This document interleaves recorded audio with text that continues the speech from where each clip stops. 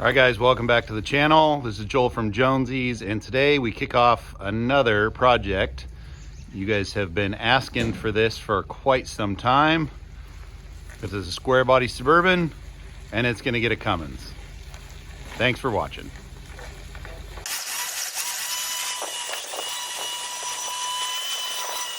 Okay guys, here's our next project. Square body Suburban, gonna get a Cummins. NB 4500 5-speed, exhaust brake, 1-ton axles, all of the good stuff. So we've got it up on the lift, and the first step in this process normally would be to remove the engine, but the owner has graciously done that for us. He just sent us a carcass, so that kind of gets us ahead of the game here. So we are going to go through and remove the rest of this exhaust, as well as drop the fuel tank. After we get the fuel tank out, we're going to go and put it outside on the outside 4-post lift, and we are going to degrease and clean everything. You can see it's got quite a bit of oil, but the nice thing about it is that there is absolutely no rust. Like, this thing is in really, really good shape. So let's go ahead and get to work. Pull the exhaust, pull the fuel tank, and start pressure washing.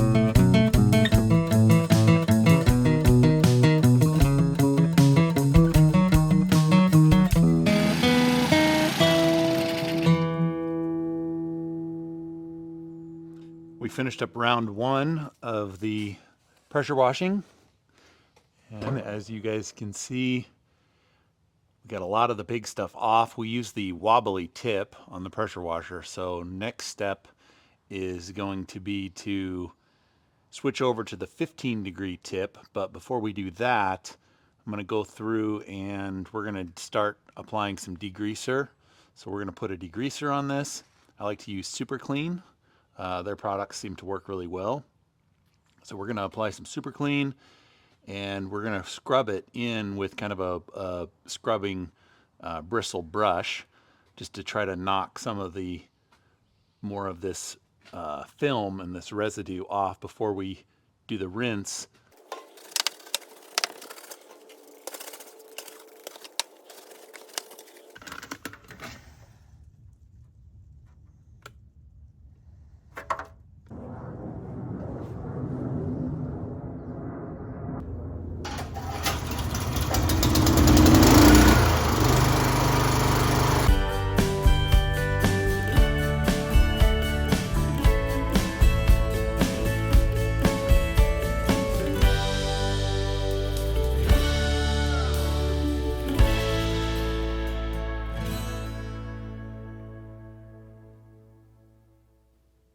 Here's the progress after round 2 of the pressure washing. And you can see we are really gaining on it.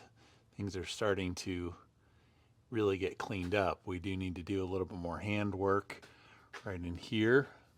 That stuff is pretty grungy, but compared to what it was before we hand scrubbed and then used the foam cannon, it's looking really good. So it's stuff like this that we need to try and get off of there, because that paint will never stick to that. So we're going to go through one more time, touch up some of the hand spots like this, scrape some of that, get that stuff all cleaned off like that, and then probably use the foam cannon again.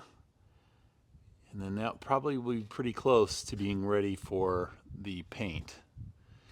Now up front needs a significant amount of work, but we need to go ahead and pull the front clip before we can do that. So in order to pull the front clip, you're going to take out a bolt hole there, you're going to take out a bolt there on the inner fender, one here, and then a couple on top.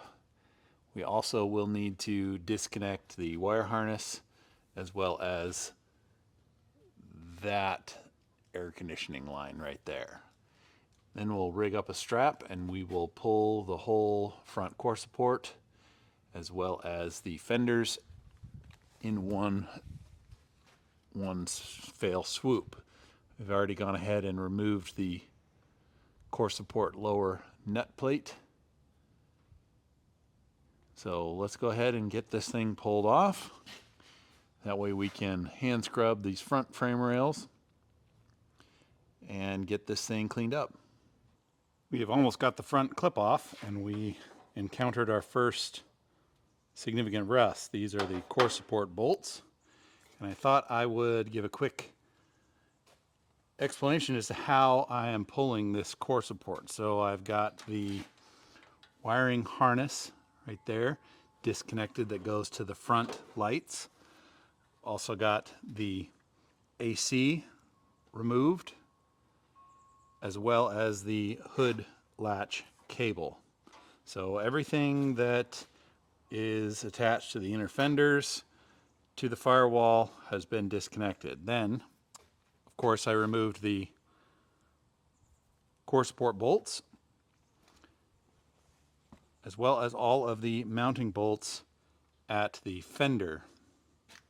So there's one right here that is behind the door jamb. There's one on top right here, which also has some shims, so you want to make sure you keep track of those shims. Of course, the hood is gone, the cowl is gone, and what I've done is removed the core support mounts and then just very, very slowly and carefully moved this whole front end forward, sliding it basically on the frame rails. Very carefully, just walking it forward. Now, my disclaimer here is if you have paint that you care about, do not do it this way. Pull the wheel, pull the inner fenders, and pull it that way. This, being a texture, is actually very easy to touch up. So we're not overly concerned about that, and there's quite a bit of touch up that needs to be done on the rig anyway.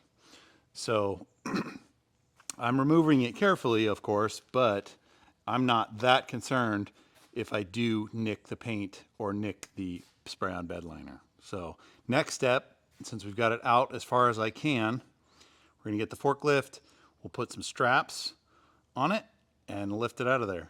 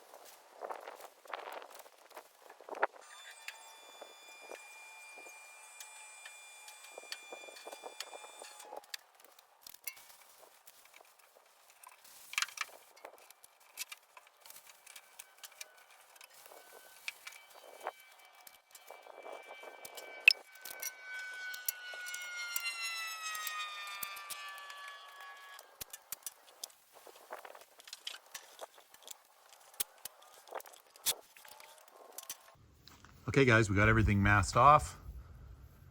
All of the rocker panels masked off. And what we're gonna do first is we are going to be coating all of the underside of the actual body with the paintable rocker coating and the chip guard.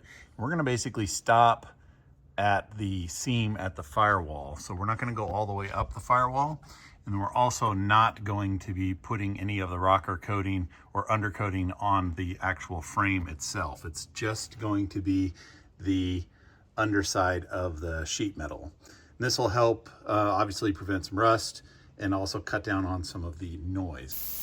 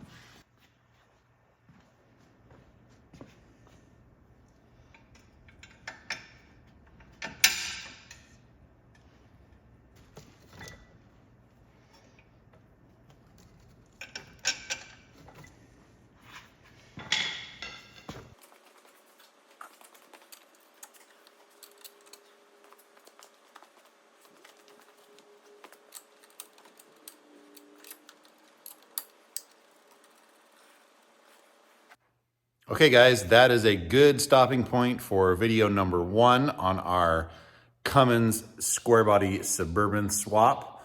Make sure you subscribe and turn on the notifications so that you know when video number 2 comes out. Thanks for watching.